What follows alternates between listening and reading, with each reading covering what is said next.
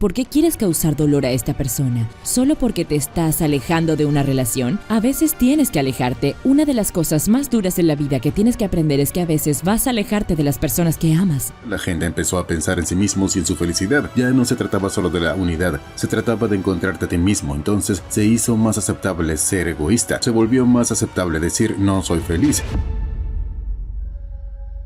¿Por qué sale este odio de ti? ¿Por qué sale de ti este rencor? ¿Por qué quieres causar dolor a esta persona? ¿Solo porque te estás alejando de una relación? A veces tienes que alejarte. Una de las cosas más duras en la vida que tienes que aprender es que a veces vas a alejarte de las personas que amas. Lo vas a hacer para proteger tu paz. Por supuesto. Lo harás para proteger la paz de tu casa, de tu entorno, sean cual sean tus razones. A veces ocurre, no significa que tengas que intentar destruir a la otra persona en el proceso. Por supuesto.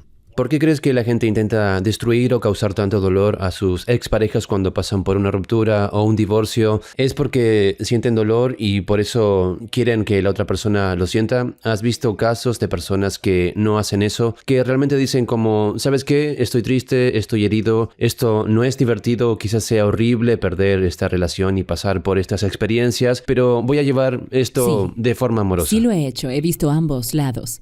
¿Cuál es la diferencia entre esos dos tipos de personas? El final amoroso y el final de ira.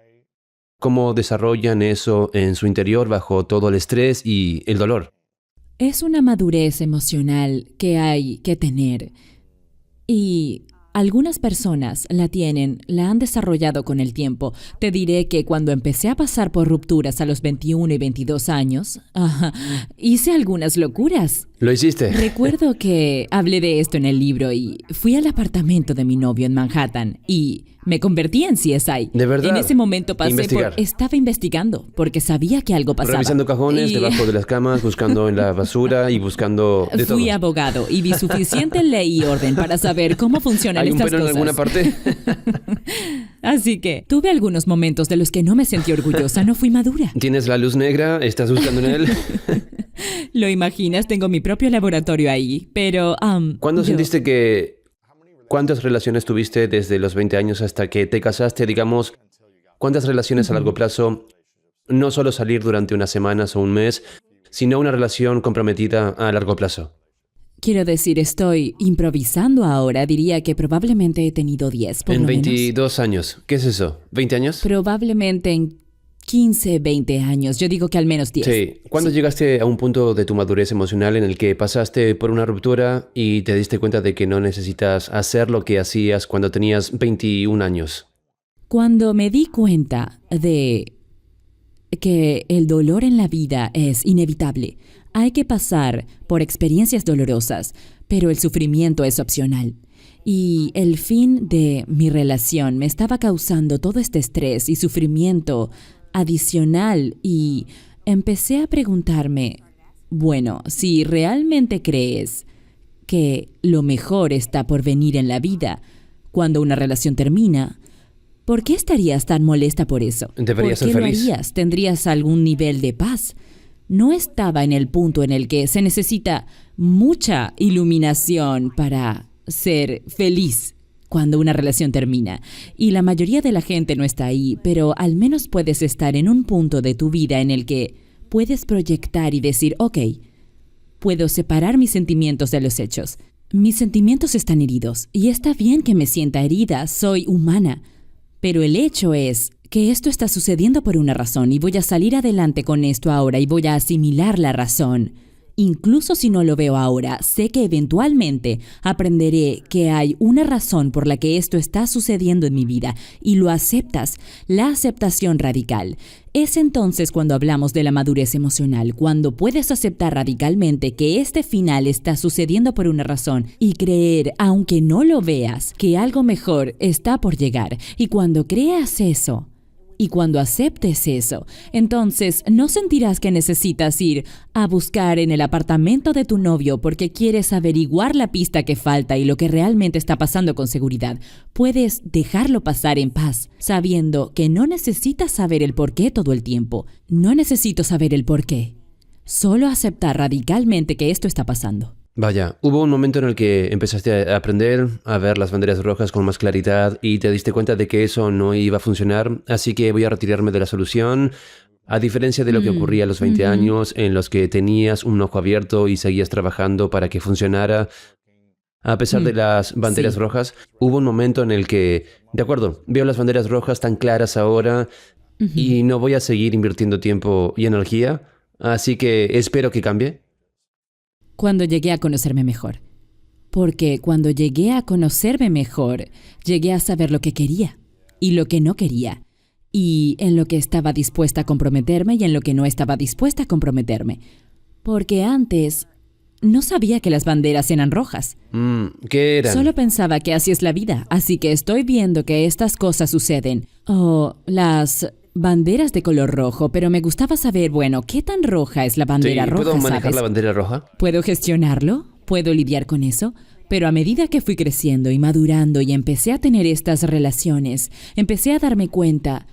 Y por eso es tan importante conocerse a uno mismo a los 20 años. Yo digo que cuando tienes 20 años es un gran momento para conocerte a ti mismo y saber quién eres y lo que quieres y lo que te gusta y lo que no te gusta. Porque entonces, cuando puedes ver con ojos más claros, tienes una mejor visión de ti mismo y de tu vida y de lo que encaja mejor en tu vida.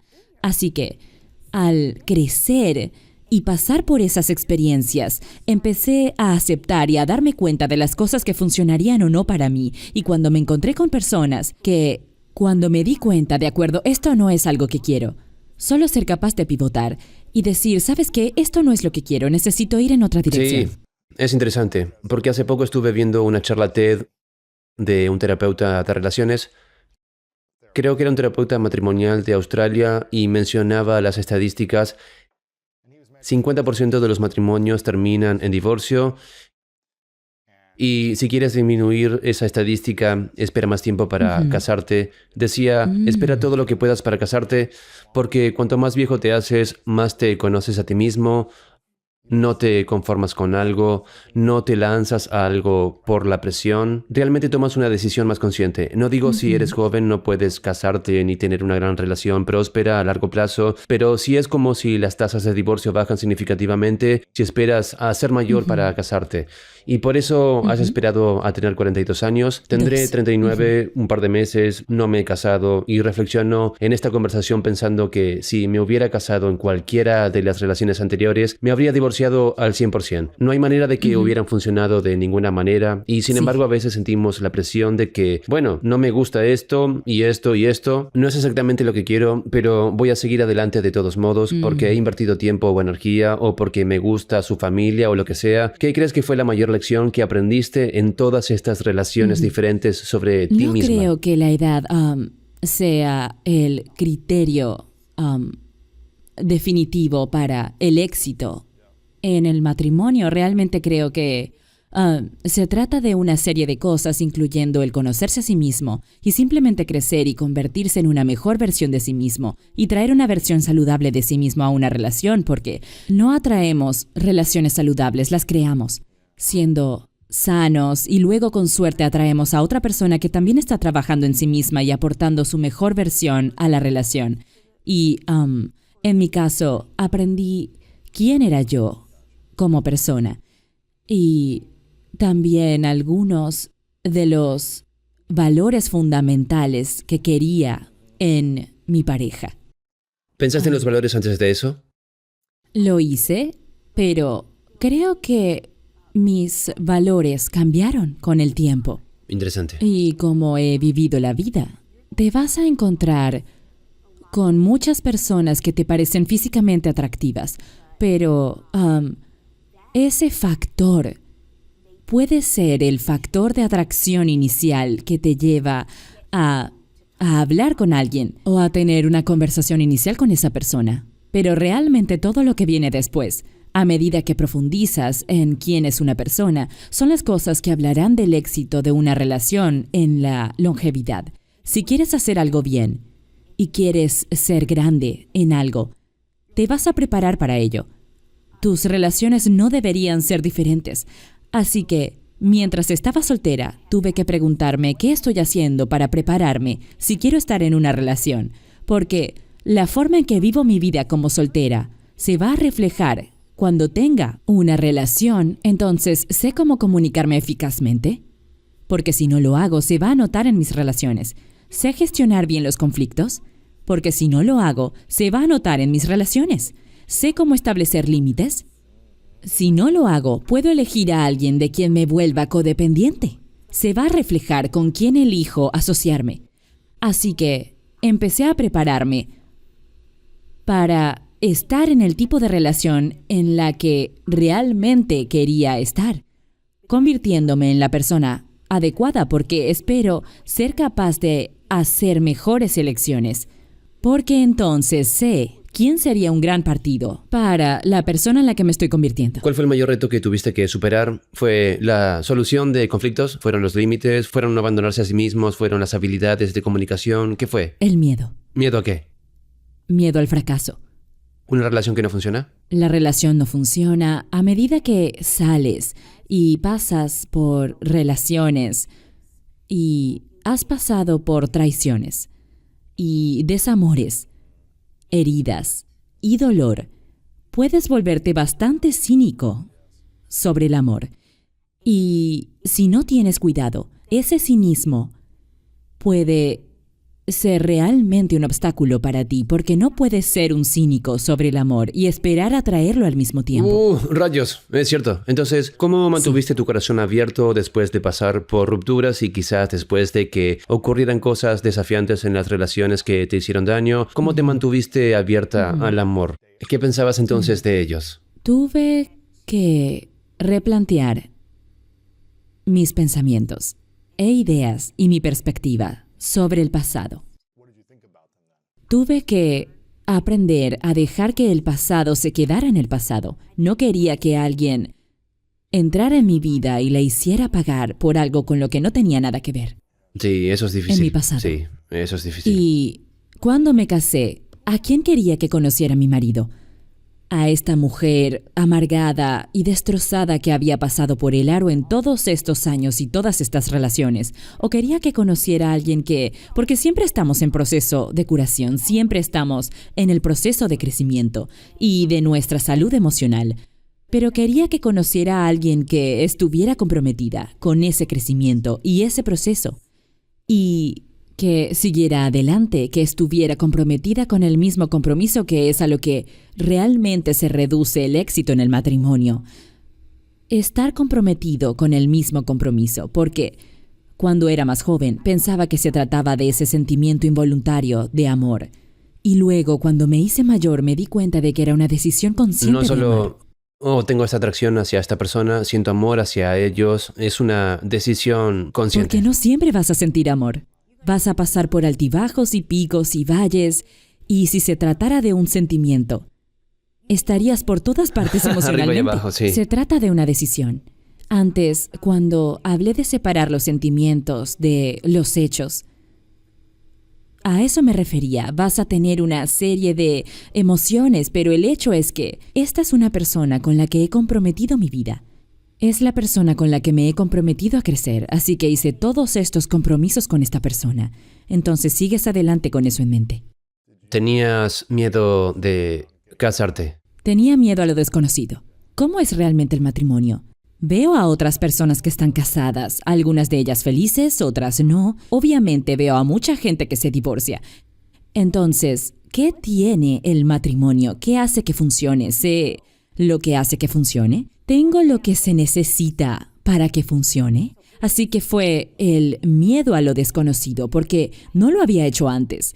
El matrimonio te cambia por naturaleza, es la relación más cercana que vas a tener, es muy diferente de la relación padre-hijo, de cualquier otra Amigos, relación. todo, sí. Me pregunté, ¿cómo me cambiaría? De estar en una relación y salir con alguien, a estar casados, ¿cuáles han sido las mayores diferencias y cambios? Permitir que alguien me vea en mi estado más vulnerable. ¿Permitiste eso durante el proceso de citas? Lo permití hasta cierto punto, pero no vivía con mi marido antes de casarnos. Fue una elección que hicimos. ¿De verdad? No queríamos vivir juntos. Así que cuando nos casamos y nos fuimos a vivir juntos, yo no había vivido con nadie desde que estaba en la universidad durante ya. 20 años. Así que, de nuevo, es ese ajuste en la vida. Simplemente compartir mi espacio con otro ser humano cada día y manejar eso. Sí, te casaste una semana antes de la pandemia de 2020. Sí, sí. El 8 de marzo de 2022 dijiste, y eso fue, hay que tener muchas agallas para no vivir con alguien de antemano en el mundo moderno, para no ver completamente a la persona que es, así que te felicito por ello. ¿Qué aprendieron atravesando una pandemia durante los últimos años, casándose una semana antes, mudándose juntos y compartiendo una vida durante posiblemente uno de los momentos de incertidumbre más aterradores de los últimos 20, 30 años? Todo cambió en un abrir y cerrar de ojos. Nos casamos el 8 de marzo en Los Ángeles. Una gran boda, toda nuestra familia, todos nuestros amigos, abrazándose, chocando los 5, besándose. No tenía ni idea de lo que iba a pasar una semana después. Y recuerdo ese día porque pensé, cuando hablábamos de nuestra boda, queremos hacer algo pequeño, y terminamos invitando a nuestra gente y todos vinieron. Y ahora recuerdo ese día y lo aprecio mucho. Sí, porque la gente no ha sido capaz de hacer esto durante un par de años. Claro, y no he visto a mucha de esa gente desde entonces, así que eso hizo que esos recuerdos fueran aún más especiales para nosotros. Pero también, sí, una semana después, el mundo se apagó. Así que decidimos tomar una mini luna. Íbamos a hacer una gran luna de miel durante el verano, así que nos fuimos a Newport Beach. Y estuvimos allí unos días y estábamos en una burbuja. No sabíamos mucho de todo lo que estaba pasando en el mundo hasta que salimos de esta burbuja. Así que volvimos a Los Ángeles y no había papel higiénico en los estantes. La tienda de comestibles estaba vacía, todo estaba vacío. Nunca había visto algo así. Y yo estaba como, ¿así qué quieres decir? ¿Que esperé todo este tiempo para casarme? Y el mundo está a punto de terminar. Vaya. Fue una locura. ¿Y Sí. qué hicieron ustedes? ¿Se reunieron y propusieron construir una base sólida durante ese tiempo? Sí. ¿Sientes que ha florecido la relación? Por supuesto. ¿Ha sido una mudanza estresante vivir con Sí. alguien por primera vez en 20 años? ¿Cómo lo has superado? Nos adaptamos muy bien y durante ese tiempo tuvimos todos los días y todo ese tiempo para pasar juntos. Y la pandemia nos desafió a todos de diferentes maneras, pero también nos brindó una oportunidad. Y para nosotros fueron los auriculares de cancelación de ruido durante los primeros meses de nuestro matrimonio, porque pudimos sentarnos realmente y estar juntos y estar quietos y en silencio. Mi marido es un cantante de R&B, viaja por todo el mundo y se iba una semana después de casarnos para empezar a viajar de nuevo. Por supuesto, eso no ocurrió y así pudimos pasar mucho tiempo de calidad juntos y te diré lo que aprendí de él. Lo que hablé antes sobre cuando ves la verdadera medida de una persona y cómo maneja la adversidad y cómo maneja las circunstancias difíciles. Y porque toda su música en vivo fue impactada en gran medida. Así es como haces la mayor parte de tu dinero, sí. Y nunca le oí quejarse, ni siquiera una vez. Y lo vi ser una fuente de ánimo para muchos otros de sus amigos artistas y músicos. Y hasta me sorprendió, dije, ok, estamos a favor de la positividad y levantarnos felices todos los días, pero de verdad, ¿realmente te levantas así de feliz todos los días? Claro que sí. Y fue inspirador verlo y supe en esos primeros meses que, porque siempre el amor se trata de tomar un riesgo. Hablamos de ese miedo porque es un riesgo y hay un miedo a ser herido de nuevo. Hay un miedo a que estos desencadenantes se expongan de nuevo. Y en ese momento supe y creí que había tomado una decisión correcta, pero en esos meses después de la pandemia vi por mí misma desde muy pronto en mi matrimonio quién era mi marido. En momentos de estrés y circunstancias difíciles y cómo era una fuente de inspiración y fuerza para mucha gente, incluida yo. Así que cada día era una confirmación de que era una gran decisión. Sí. Me apoyé en esto y Sí, eso es hermoso. Sí. Han sido 2 años de una época increíble en mi vida porque me preguntaban mucho por qué seguía soltera durante tanto tiempo. Y empecé a sentir la presión de la gente. Nunca me presioné a mí misma. Y sé que mucha gente quizás lo hace, pero si no tienes cuidado, cuando estás soltera y la gente te pregunta, bueno, no entiendo por qué no estás casada o qué está pasando, puedes empezar a interiorizarlo y sentir que hay algo malo en ti o que hay algo raro en ti. Y casi puede ser algo que te avergüence, porque la gente te pregunta como si te hubiera saltado alguna meta en tu vida, algún tipo de hito que deberías haber conseguido. No me preguntan si era un deseo mío, por cierto, si quería hacerlo, pero sí preguntándome por qué no lo he hecho. ¿Por qué crees que la gente se preocupa tanto porque otras personas tengan una relación o estén solteras? Bueno, la pregunta creo que habla más de lo que son ellos que de lo que era yo, porque yo estaba bien. Hubo lecciones que tuve que aprender para llegar al lugar en el que podía entrar en un matrimonio exitoso. Necesitaba aprender esas lecciones. Hay casi 8.000 millones de personas en el planeta. No podemos estar todos haciendo las mismas cosas al mismo tiempo y no se supone que lo hagamos. Se supone que todos debemos vivir nuestros caminos individuales en nuestros viajes vitales individuales. Hay algunas personas que no piensan así, creen que hay que casarse a cierta edad, que hay que tener hijos a cierta edad o que no se está viviendo el camino correcto. Eso no es cierto. Esto no es una carrera. ¿Por qué no es una carrera? Porque no todos corremos en la misma dirección. Así que aprendí muy pronto y creo que vivir en Nueva York me ayudó a ello porque estaba rodeada de muchos otros jóvenes profesionales que estaban en la cima de sus carreras y el sábado por la noche estábamos aquí, el miércoles por la noche estábamos en un espectáculo y la música en vivo y todo abrazando nuestras vidas y aceptando que estar soltera no era una parada de descanso para mí, hasta que conocí a mi marido y realmente comencé a vivir. Si hubiera hecho eso, no habría vivido hasta los 42. Entonces, ¿qué habría hecho en esos años de mis 20 y 30 años? Así que no fue una parada de descanso y abracé esa época. Después de la década de 1970, la gente empezó a pensar en sí mismos y en su felicidad. Ya no se trataba solo de la unidad, se trataba de encontrarte a ti mismo. Entonces, se hizo más aceptable ser egoísta. No voy a decir egoísta porque no todo comportamiento interesado es egoísta, pero se volvió más aceptable decir no soy feliz. Me casé con esta persona cuando tenía 20 años y ahora tengo 40 años.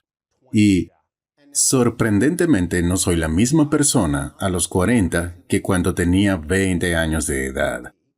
Ahora soy una persona diferente y ya no encaja bien. La analogía que les digo a la gente es, si te dijera ahora mismo que puedes tener el coche que quieras, ¿qué coche tendrías? Bueno, acabo de comprar un Tesla. Yo también tengo un Tesla. En realidad no me importan los coches. A mí tampoco me gustan En mucho realidad los tengo uno coches. por motivos fiscales. Genial. Y yo todavía tengo un Cadillac 1991, el dorado, que tenía 600 millas en él. Voy en Uber a todas partes. Realmente no lo Es un uso. gran coche. Si quieres cualquier coche, si Pero le me preguntas gusta a el la mayoría Tesla, de la gente, porque es eficiente en combustible. Solo desearía que tuviera una batería más grande. ves, eres un tipo pragmático. Pero Le también es preguntas a la bonito. mayoría de Está la limpio. gente. Si le haces esa pregunta a la Van mayoría a de la conseguir un gente, Ferrari, Lamborghini, Sí. quiero un Maserati, Sí, ¿de sí. acuerdo? Ahora bien, si luego les dijera que está bien, tienes un coche, sin embargo, elijas el coche No. que elijas, ese coche que vas a tener para el resto de tu vida. De repente un Lamborghini es una idea terrible porque no se puede poner en él un asiento para un niño, por ejemplo. Y cuando tengas 80 años no puedes subirte a ese coche, así que si solo se te permite tener un coche, tienes que encontrar un coche que no solo tenga sentido cuando tengas 20, 30 o 40, sino cuando tengas 70, cuando tengas hijos y cuando los hijos se hayan ido. Así que, de nuevo, como un monovolumen que podría tener sentido cuando tienes 3 hijos, cuando los niños se van a la universidad, ese monovolumen y ya no tiene sentido. El matrimonio es una tecnología en la que firmas con una persona y dices, voy a estar con esta persona el resto de mi vida. Y eso es algo muy desafiante. Pero aquí está la cosa. En realidad creo que la gente piensa más en el coche que están comprando que en la tecnología del matrimonio y lo que específicamente les gusta o no de él. ¿Qué formación o información te gustaría que recibieran todas las parejas antes de apuntarse a la tecnología del matrimonio? Es una gran pregunta. Creo que si compras una casa, se obtiene una divulgación pintura con plomo. Se obtiene una divulgación HUD que habla sobre el préstamo.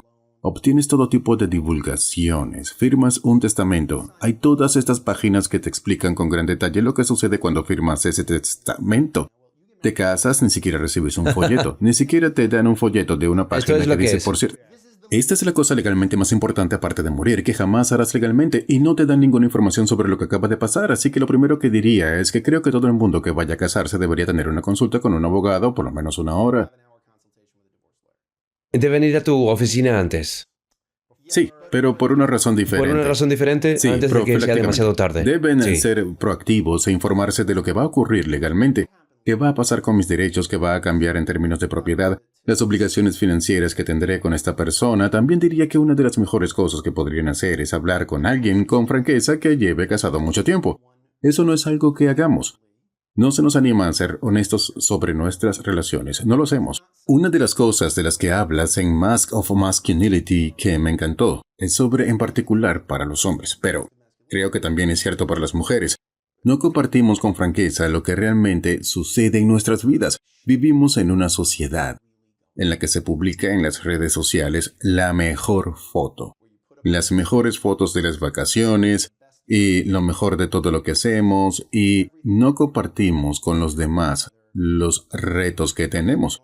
No compartimos ni siquiera la información realmente relevante. Cuando conozco a una pareja que lleva 20 años junta, quiero saber, me encanta la historia, cómo se conocieron, cuántas veces a la semana tienen sexo, quién empieza, quién lo inicia. Tú preguntas, pregunta ella, siempre hacen lo mismo. ¿Por qué llevas 20 años juntos y saben lo que le gusta al otro?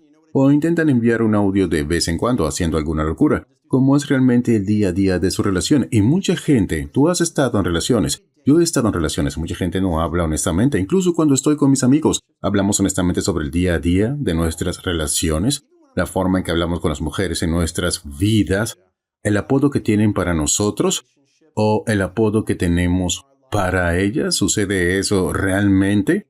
De nuevo, es información privada hasta cierto punto, pero si pudiéramos compartir esas cosas un poco más, tendríamos una percepción mucho más precisa de dónde se encuentra nuestra relación en el esquema de las cosas y cómo lo estamos haciendo. Realmente creo que existe esta percepción que la gente tiene de, solo estamos teniendo relaciones sexuales tantas veces a la semana. Es como, bueno, está bien, eso es muy poco. No tienes con qué compararlo, así que en el matrimonio no hay manera de saber si lo estás haciendo bien, porque no puedes decir, bueno, tenemos peleas de vez en cuando. Bueno, está bien. La gente tiene peleas de vez en cuando, pero si tienes una pelea cada semana, eso puede ser mucho. Pero ¿cómo lo sabes? ¿Con qué lo compararías? Así que yo diría que una de las mejores cosas que puedes hacer a la gente que está pensando en casarse es ponerla en una habitación con gente que ha sido buena en esa tecnología, que ha conseguido no solo aguantar el matrimonio, sino aguantar y seguir gustándole. Y prosperar. Bien. Cierto, y aún así decir, ¿sabes qué? Firmaría esto otra vez. En una habitación llena de gente todavía elegiría a esta persona. Está bien.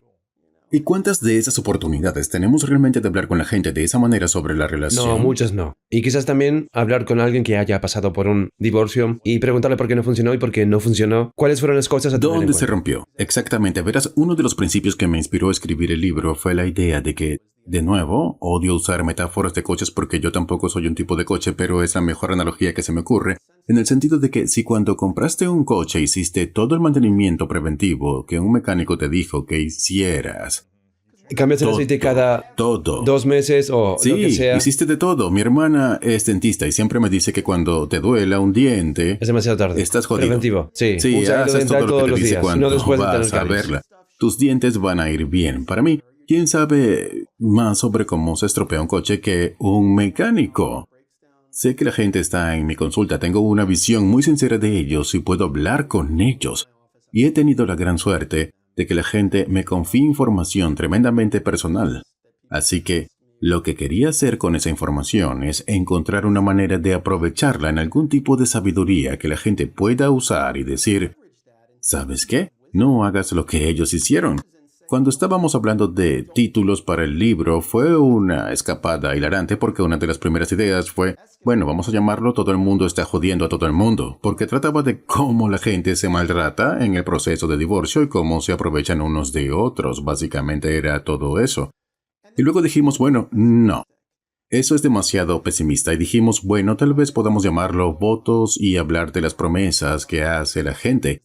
Pero lo interesante no son las promesas, es la forma en que la gente va con buenas intenciones con esas promesas y simplemente no pueden cumplirlas. No puedo quedármela. Sí. Así que realmente creo que para mí, lo mejor que podemos hacer con cualquiera es mostrarle un modelo de éxito y mostrarle un modelo de fracaso. Y mira, lo has dicho 1.000.000 de veces en este programa, que aprendes tanto de tus éxitos como de tus fracasos. Puede que aprendas más de tus fracasos incluso hasta cierto punto, así que no tenemos esos modelos a seguir, no tenemos modelos de relaciones.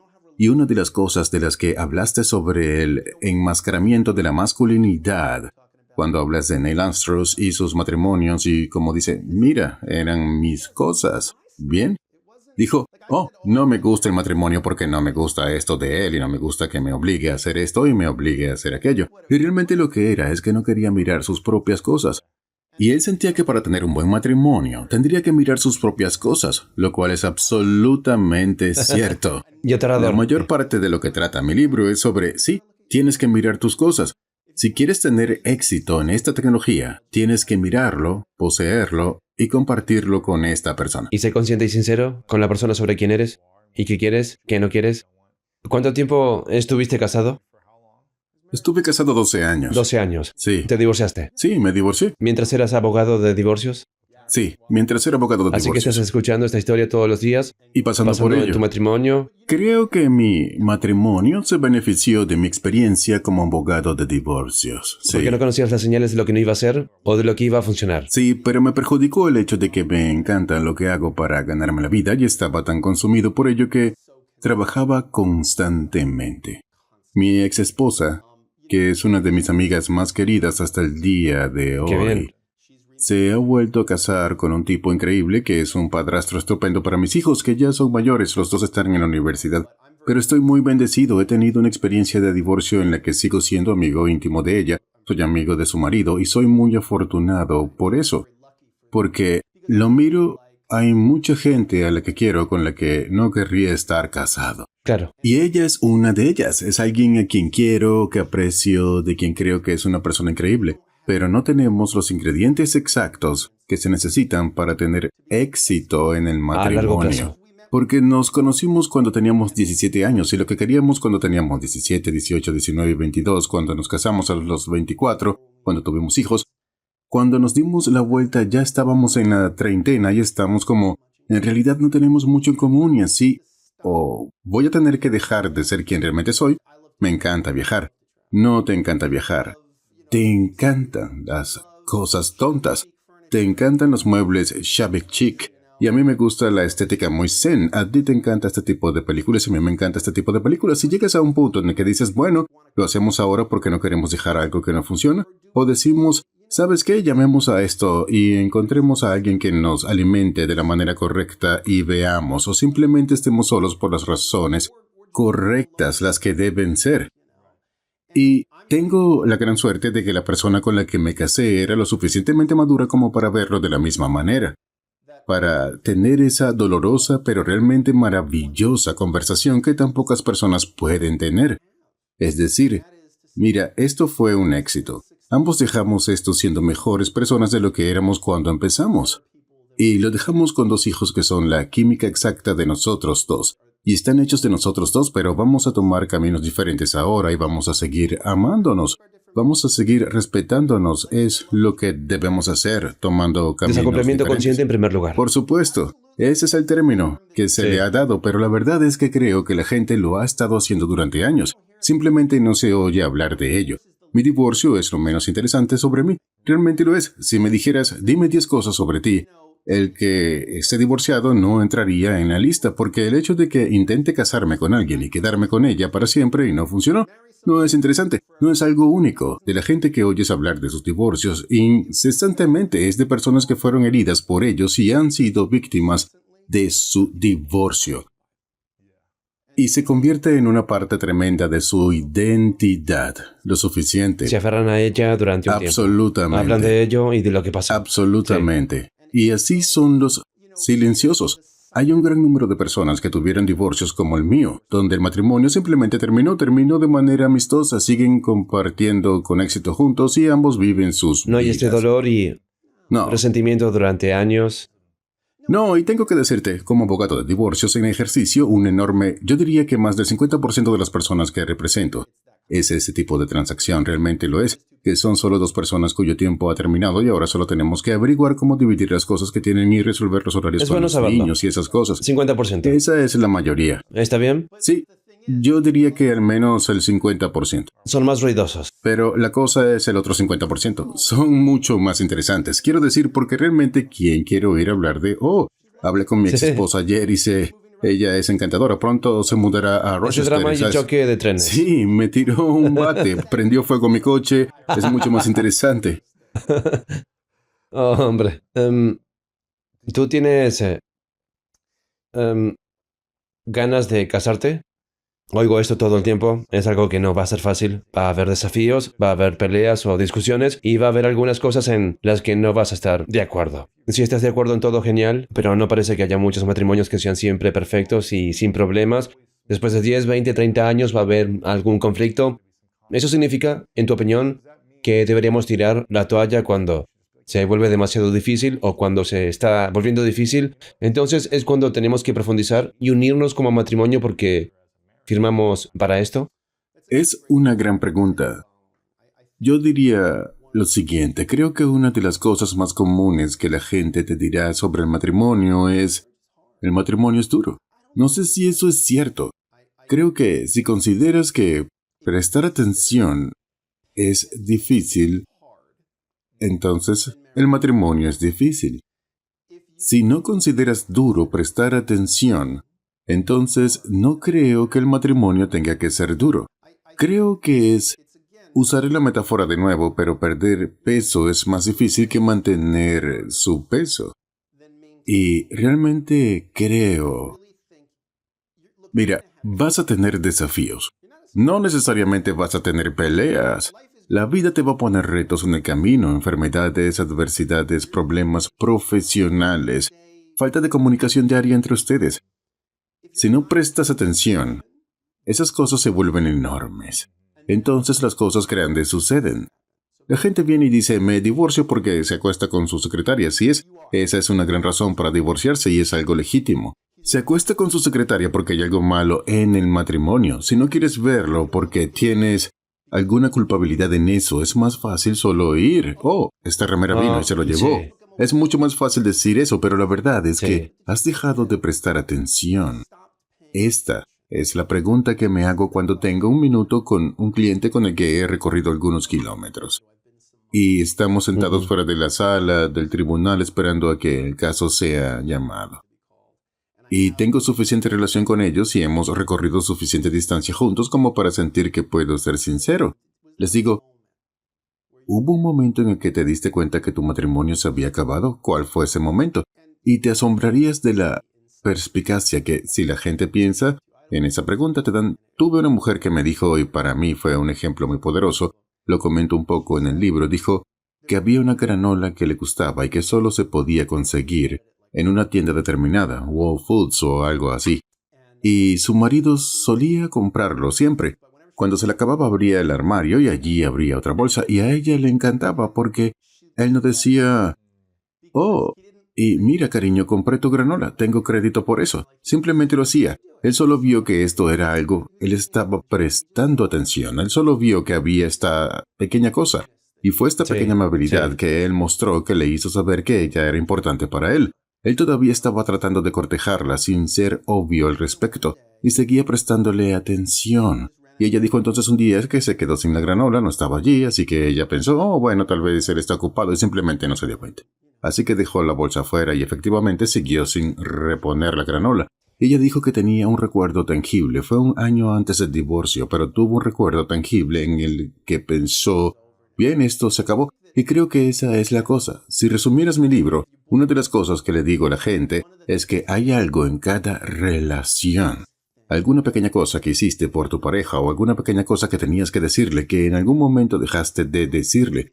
No sé si es solo por la mañana diciendo: Dios, tan guapa, te ves tan hermosa. Cuando ella pasa, simplemente eso. O si es ella la que te dice: me encantan tus brazos fuertes o lo que sea. Son esas pequeñas cosas. Solo queremos a alguien animándonos. Solo queremos... ¿por qué nos juntamos? Queremos conexión. Solo queremos conexión. No hay otra razón para casarse que no sea la conexión. Así que esas pequeñas desconexiones... Ese es el valor añadido. Suma. Es la muerte por 1000 cortes de papel. Ese es el reto para mí. Es lo que la gente necesita para encontrar su manera de conectar de nuevo. Sí. ¿Cuáles crees que son las cosas más importantes que debes averiguar sobre tu cónyuge antes de casarte? Verás, soy súper pragmático al respecto. Creo que vas a vivir con alguien. Así que creo que debes saber algunas cosas básicas como ¿puedes irte a la cama con un plato en el fregadero todavía? ¿O eres alguien que necesita tener los platos limpios? ¿A qué hora te acuestas? ¿A qué hora te gusta levantarte por la mañana? ¿Eres una persona ruidosa o tranquila por las mañanas? ¿Qué opinas de las deudas de las tarjetas de crédito? ¿Qué opinas de... Pregunta muy pragmática. ¿Cuántas veces a la semana crees que deberías tener sexo cuando estás casado para estar satisfecho? Este es el tipo de preguntas. Si estoy firmando para vivir con otro ser humano, compartir mis finanzas con ellos y solo tener relaciones sexuales con ellos por el resto de mi vida. Son preguntas importantes. De verdad, ¿comprarías un coche y, no sé cuántos kilómetros tiene o no sé cuántas puertas tiene? Son preguntas muy básicas. Sí, se va a encender cuando intento girar. De acuerdo, solo hacer algunas preguntas honestas fundamentales y mira, no hay nada malo en hacer esas preguntas, pero hemos convencido a la gente con esta idea de un alma gemela que solo debes conocer a alguien y hay química instantánea, y si no tienes química instantánea y perfección, lo estás haciendo muy mal. Y así te desalientan de hacer preguntas pragmáticas, prácticas como, escucha, ¿cuántas veces a la semana crees que deberías tener sexo? ¿O cuántas veces a la semana? Porque si tuvieras esas conversaciones, no solo vas a entrar en la relación con los ojos abiertos, despierto, sino que te va a permitir servir realmente las necesidades de tu cónyuge un poco mejor.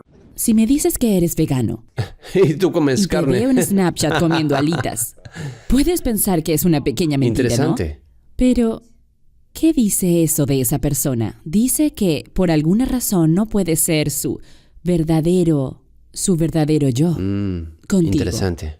Están tratando de proyectar a alguien que creen que puede impresionarte y no es quien realmente es.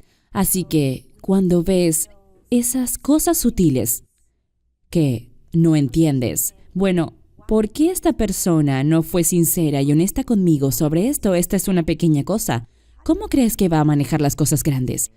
Así que realmente miro esas pequeñas cosas. ¿Qué tipo de huella digital está dejando la gente en línea, en sus redes sociales? ¿Qué les parece divertido? Recuerdo que una vez alguien quiso organizarme una cita a ciegas con un actor aquí en Los Ángeles y lo miré. Estoy segura de que no le faltaban mujeres para salir con él. Y se había puesto en contacto con una persona que sabía que era un amigo en común y le dijo, me gustaría conocer a Faith. ¿Me arreglarías una cita? Bueno, fui y revisé sus redes sociales. Y había subido un chiste que me pareció de muy mal gusto. Y que a mí no me pareció gracioso, pero a él sí. Pero en ese momento dije, no voy a tener una cita con él. Algunas personas pueden pensar, wow, ni siquiera le diste una oportunidad, ni siquiera de nuevo me conozco. Me conozco y sé que cuando salgo con alguien, incluso lo que publican en sus redes sociales es un reflejo de sí mismo, es un reflejo de nuestra relación, es un reflejo de todas esas cosas. Puedes pensar que es una broma pequeña, pero para mí representó una imagen más grande de lo que pensé que sería la incompatibilidad. ¿Qué importancia tiene la competitividad frente a la conexión y la química? De las tres, conexión, química y compatibilidad, ¿cuál es la más importante en tu opinión? Bueno, se necesitan las tres cosas. Cuando pienso en la compatibilidad, pienso en no tomar solo una decisión sobre el momento actual de tu vida, porque con el tiempo, cuando entras en una relación, a medida que pasa el tiempo, la gente va a cambiar.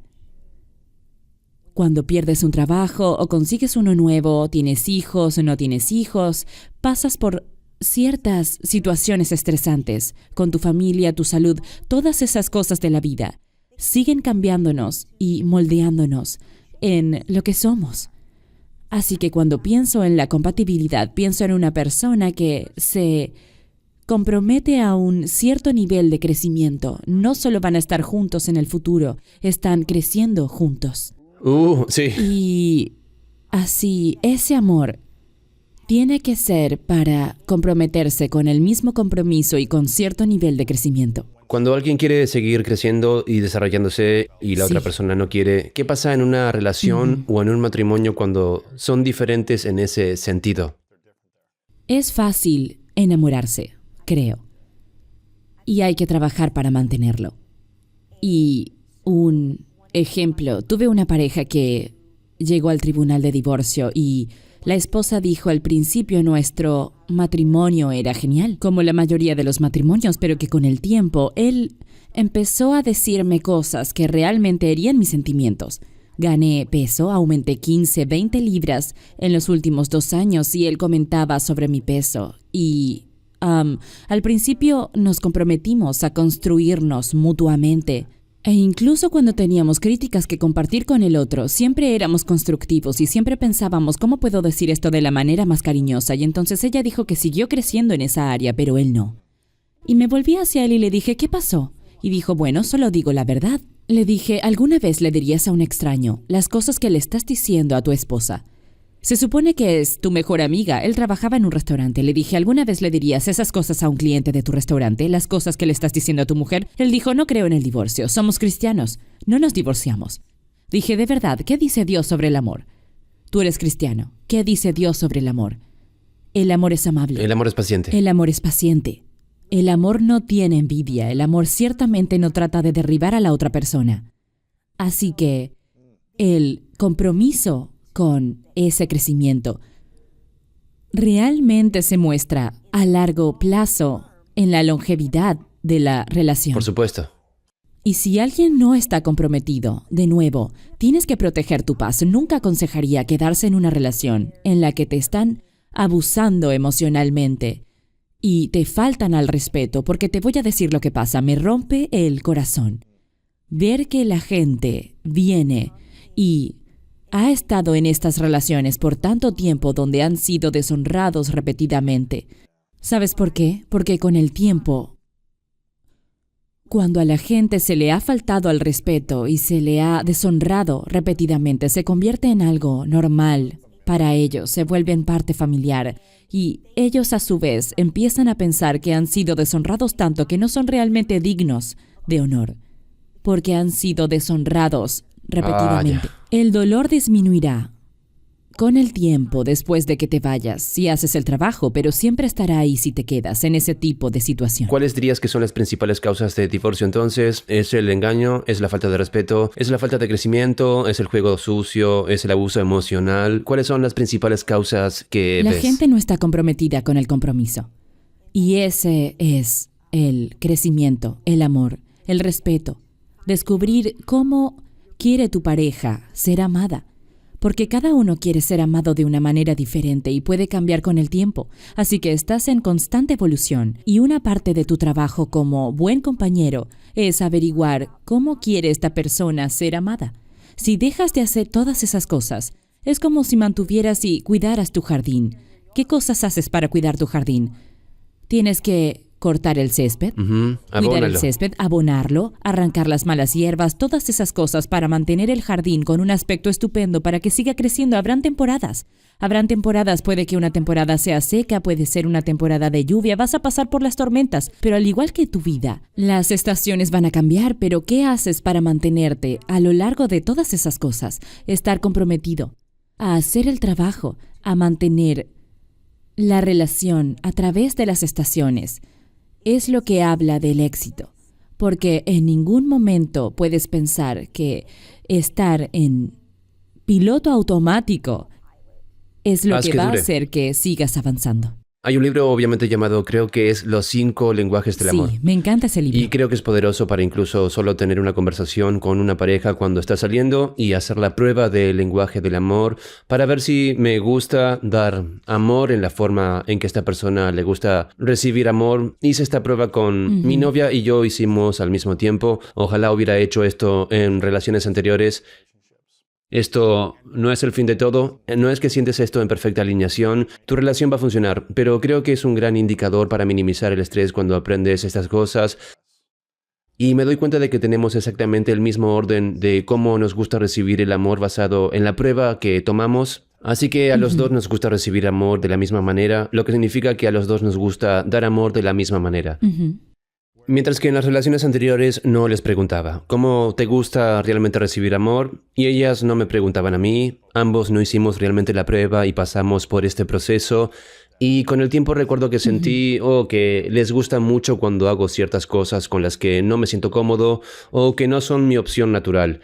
Es más una tensión y es más difícil para mí pensar y recordar hacer ciertas cosas y viceversa. No me gusta hacer ciertas cosas que me gustan. Me gusta que me toquen y que me digan cosas bonitas y ella querían mantener sus manos quietas, no querían que lo fuera. Y me dije, hombre, si la gente pudiera alinearse en eso, al menos en un par de áreas, creo que sería mucho más suave el proceso. Y hay un montón de cosas diferentes que la gente puede hacer al respecto, pero ¿cuán importante es eso? ¿Crees que en averiguar el lenguaje del amor de tu pareja antes de casarte? Es una parte del servicio. ¿Qué conlleva estar en una relación y estar en un matrimonio? Una gran parte del matrimonio es el servicio y el sacrificio. Y una parte del servicio es ¿cómo voy a servir a mi pareja? Recuerdo cuando mi marido y yo pasamos por nuestro asesoramiento prematrimonial e incluso por el asesoramiento previo al compromiso. Así que antes de comprometerte, hiciste terapia para ver si valía la pena comprometerse. Y luego cuando te comprometiste, tuviste asesoramiento para ver si valía la pena. Así de serio era. Creo que recuerdo que antes de mi novia actual, recuerdo haber pensado para mí mismo, caramba, me encantaría entrar en una relación y comenzar la terapia cuando todo está bien y ver si estamos alineados y saber algunas de las cosas que podrían ser un reto en el futuro. Y hemos estado haciendo eso a nuestra manera. Ella tiene su propio terapeuta, yo tengo el mío y estamos empezando a hacer cosas juntos y es incómodo tener ciertas conversaciones, pero es tan liberador al mismo tiempo. ¿Y qué aprendieron sobre el asesoramiento, el precompromiso y también el compromiso antes del matrimonio? Bueno, pensé que si me comprometo y luego voy a la terapia prematrimonial, ya he tomado la decisión de casarme. Así que quería saber, porque recuerda que hablé del miedo a lo desconocido. Así que ¿Quieres saberlo? yo quería minimizar las incógnitas. Así que pensé que tengo todas estas preguntas. Creo que estoy haciendo las preguntas correctas, pero quiero saber si hay algo que no estoy preguntando. ¿Hay alguna otra área que debemos explorar? ¿Hay algo más de lo que tengamos que hablar antes de comprometernos? Porque en ese momento estábamos hablando de casarnos. Muy a menudo, cuando la gente se compromete y lo anuncian y lo comparten con el mundo, las invitaciones van a salir y luego, espera, tenemos que hacer nuestra consejería prematrimonial. Puedes encontrar algo que no te guste y, ¿sabes? Vas a... Rayos, demasiado tarde. ¿Qué vas a hacer? Y mucha gente siente la presión. He oído muchas historias de que la gente se ha divorciado. Estoy seguro de que tú también has oído eso, donde la mujer o el hombre dijeron, supe en el día de mi boda que este no era el ajuste correcto. Sí. No era el ajuste correcto. ¿Has oído eso antes? Sí, lo sabían. Y aún así lo hacen. Y aún así lo ¿Por qué hacen. te haces pasar por esto? No quieren pasar vergüenza. Pero luego 2 o 5 años más tarde pasaste por el dolor y la tristeza y te conformaste con algo que no era lo correcto.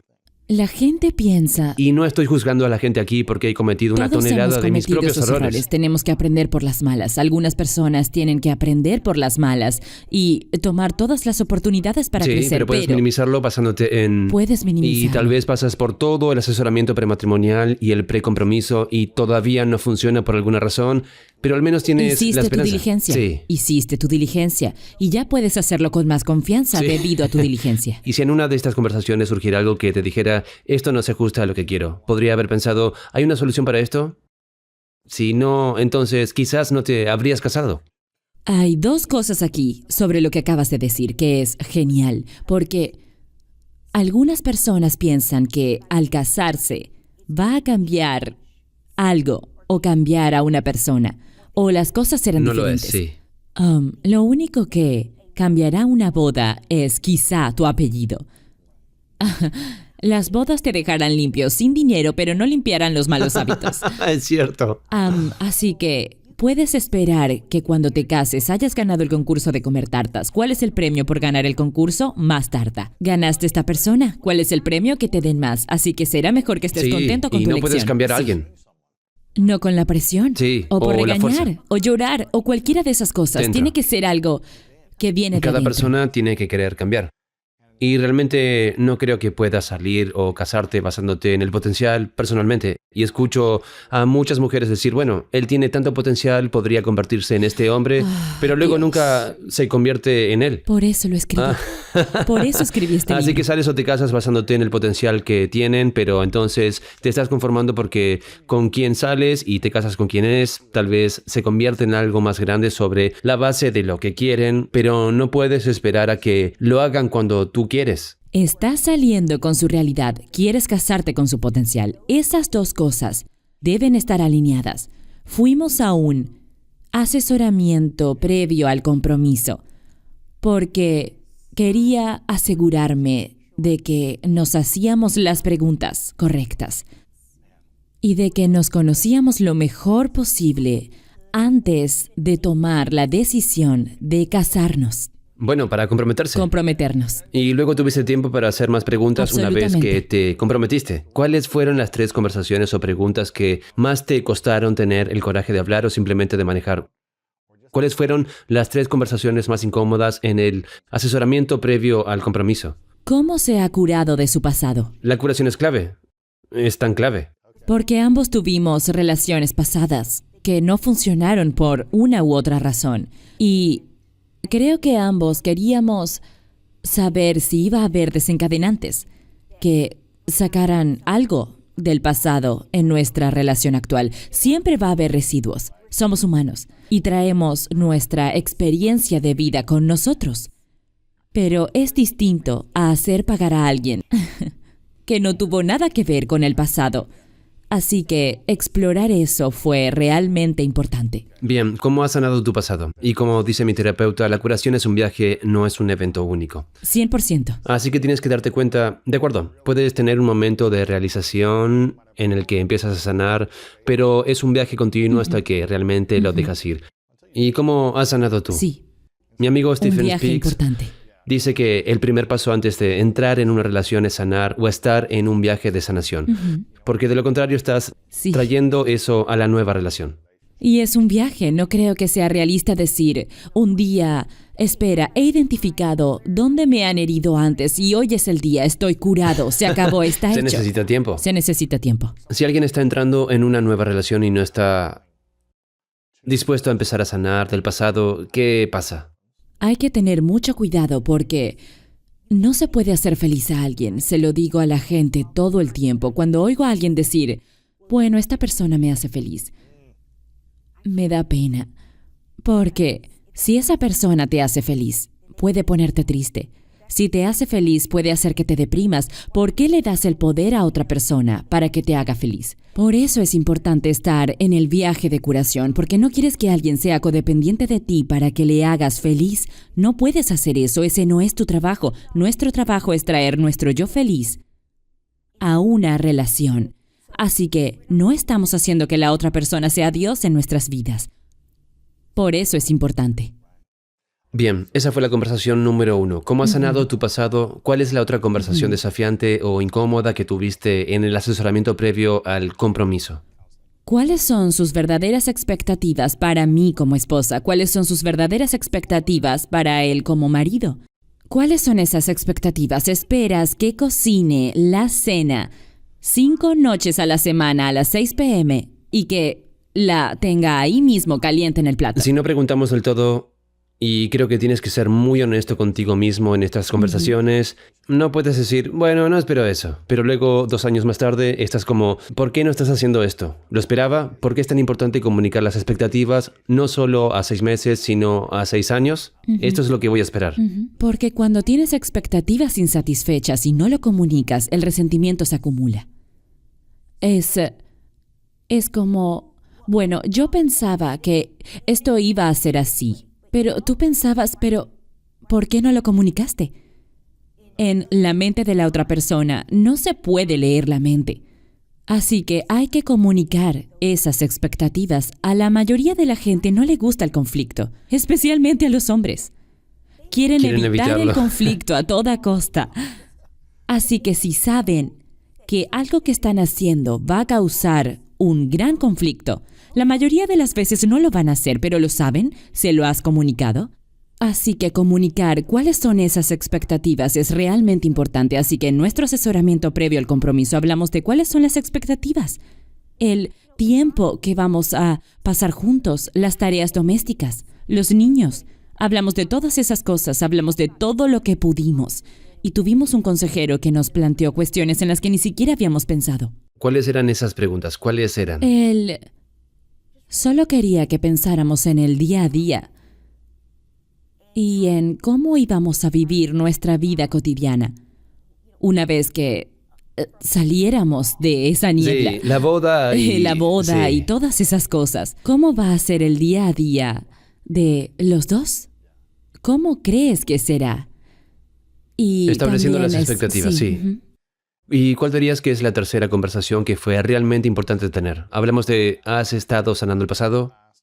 ¿Cuáles son tus expectativas? ¿Cuál dirías que es la tercera conversación o pregunta que hay que hacerse el uno al otro? Sobre nuestros objetivos de vida, nuestros caminos de vida. Si mi marido me hubiera dicho que quería mudarse a un pequeño pueblo en Texas y apagar los teléfonos móviles y deshacerse de todas nuestras posesiones mundanas y vivir una vida realmente sencilla, creo que es hermoso, si eso es lo que él hubiera querido. Pero eso no estaba en el camino de mi vida y lo que me veía haciendo. Esa no era tu visión. No era sí. mi carrera, no era mi visión. Así que tener una idea de tu trayectoria vital y de nuevo, las cosas cambian a medida que avanzas en la vida y tu visión y tus objetivos cambian, pero solo hay que ser honesto sobre dónde te ves realmente en los próximos años, en los próximos 10 años y cómo tu relación jugaría un factor en eso. Mientras veías cómo se producían todos estos divorcios y estos momentos de tensión y creciste con padres que pasaban por el divorcio, luego te convertiste en abogado y juez de divorcios, ¿te preocupó ver todo esto constantemente? ¿Te hizo temerle al matrimonio y decir si hay esperanza? ¿Son felices los matrimonios de larga duración? ¿O te hizo saber todas las cosas que pudieran hacer para eliminar el dolor si hubieran seguido estos pasos y te dio esperanzas estar casada en el futuro? Creo que observé mucho. Todos hemos tenido personas que pensábamos que tenían una gran relación y luego por una u otra razón no funcionó y eso te sacude y dices, si ellos no lo hicieron funcionar, ¿cómo voy a hacerlo yo? Creo que observé mucho y tomé un montón de cosas y creo que solo... Todos hemos tenido personas que pensábamos que tenían una gran relación y luego por una u otra razón no funcionó y piensas, y eso te sacude. Sí, y te sacude. Y así, de nuevo, se construye sobre ese miedo. Tuve que dejar esta noción de que voy a protegerme. No exponiéndome porque así no me volverán a hacer daño. Ese miedo no me estaba protegiendo realmente. Lo que realmente estaba haciendo era envenenar mi perspectiva y sabía que no iba a ser capaz de entrar en la mejor relación que realmente quería tener con esa perspectiva venenosa. Todo es una oportunidad para aprender y todo es una oportunidad para crecer. Así que ya sea observando a mis padres, y lo que hacían, muchas veces observas ciertas cosas y aprendes lo que no debes hacer y simplemente tomas todas esas experiencias y en algún momento me cansé. Pasé por un periodo en el que era cínica, pero tuve que replantear y reformar mi propia perspectiva y decidir cómo quería vivir mi vida y qué perspectiva quería tener realmente. Y tomé la decisión de seguir adelante y creer que podía tener el tipo de amor que quería en mi vida, porque si no lo creía, no iba a sucederme. Así que, a pesar de ver todas estas cosas a mi alrededor, me fijé en otras personas que habían tenido éxito. Me fijé en la gente que había tenido buenas experiencias. Escuché las cosas que fortalecían mi propia fe y aprendí a navegar cuando lidiaba con el rechazo o la traición o el dolor. 6 meses antes de conocer a mi marido pasé por una ruptura y recuerdo ese día llorando, molesta de nuevo. Mis sentimientos están heridos, soy humana, tengo ese momento humano. Pero también recuerdo ese día diciendo, ok, ya sabes lo que tienes que hacer, has pasado por esto. Eres una profesional en pasar por muchas esto. veces y has aprendido, pero la clave fue que aprendí cada vez que pasó. Aprendí y crecí. La primera vez que recuerdo haber lidiado con el rechazo de una manera importante cambió mi vida. ¿Qué has aprendido al respecto? Estaba en la universidad y no salía con nadie y todos los años había un evento de etiqueta en la escuela y decidí que iba a pedirle al chico más guapo que conocía en el campus que fuera a este evento conmigo. Nunca lo vi con una cita ni con nadie, así que supuse que era soltero y estaba bien. Y no era un gran problema, no le estaba pidiendo que fuera mi novio, ¿Vas a ir solo a esta tienes que ir cosa? a este evento. Y me acerqué a él un día en la unión de estudiantes y le dije, oye, Chris, este evento es el viernes por la noche con corbata negra, es nuestro gran evento anual cada año, ¿te gustaría ir conmigo? Me miró y se detuvo y dijo, ¿puedo avisarte? ¿Puedo volver a llamarte? Y yo le dije, de acuerdo, y lo vi al día siguiente. Hablo de esta historia en el libro. Lo vi al día siguiente y se acercó a mí y me dijo, escucha, agradezco la invitación, gracias por invitarme, pero no puedo ir, no voy a poder ir, pero diviértete. Así que yo estaba como bueno y lo veía por ahí, estaba un poco avergonzada por eso, Sí, sentía... lo perdiste y te rechazaron. Pero sí, pero fui al evento y yo la pasé muy bien, simplemente no lo entendí. Yo estaba como bien, no entiendo, no era gran cosa, ¿por qué no podía ir conmigo? 5 años más tarde, estaba caminando por la calle en mi ciudad universitaria y entré en una tienda y él estaba en la tienda. Y me llamó y me dijo, oye, ¿puedo hablar contigo un segundo? Y le dije, claro. Me dijo, ¿te acuerdas de hace varios años cuando estábamos en el colegio y me pediste que fuera a este evento? La verdad es que no me acordaba, lo había olvidado, habían pasado 5 años, pero cuando empezó a contármelo, me puse a pensar y le dije, sí, me acuerdo.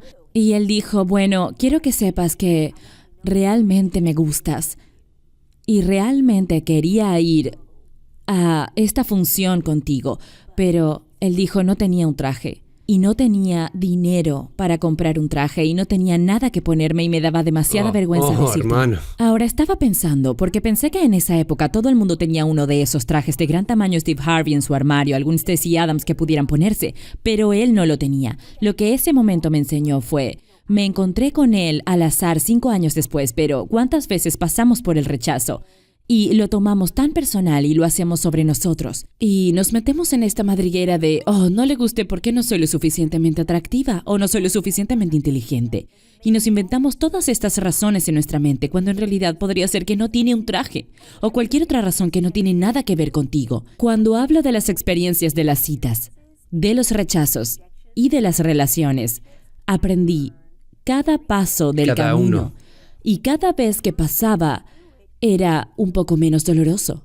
Y aprendía un poco más. Y tomaba lo que aprendía y lo aplicaba a la siguiente relación. Así que cuando llegué al punto en el que estaba pasando por esta ruptura, 6 meses antes de conocer a mi marido, dije, no, ya sé qué hacer. Sé cómo manejar esto. Y voy a abordar esto de una manera completamente diferente. ¿Y sabes lo que dije por primera vez en mi vida? ¿Qué? Dije, este momento... Esta ruptura me está abriendo la puerta para conocer a mi marido. Vaya. ¿Sabías que ibas a encontrarte con él 6 meses o pensabas que ibas a tardar 1 año o 2 en estar soltera? ¿Cuál era tu mentalidad después de la ruptura? Ese día tomé una hoja de papel y escribí que iba a conocer a mi marido en el próximo año. Vaya. Y lo conocí 6 meses después. ¿Qué cambió dentro de ti para atraerlo? ¿O estabas teniendo un montón de citas con chicos o simplemente tenías claro que una vez que lo conociste empezaste a tener conversaciones y te diste cuenta de que esto no estaba más alineado con lo que querías? ¿Cómo lo supiste?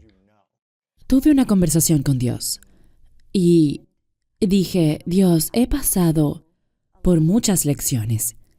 He tenido muchas experiencias y estoy pasando por esta ruptura ahora mismo.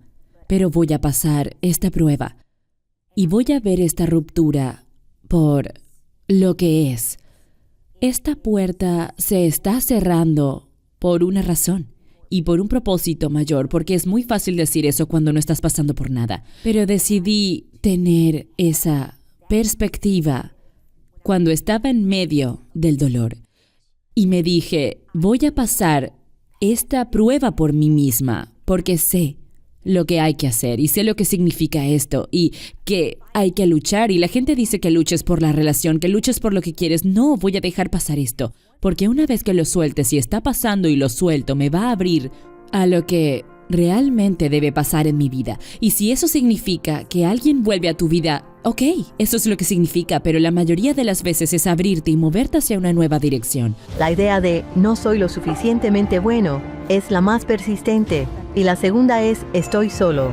Cuando nada funciona, cuando no me alimentan adecuadamente, cuando la gente ignora mis necesidades o cuando soy consciente de que mi madre no quería estar embarazada de mí, puede formarse la sensación de no soy deseado.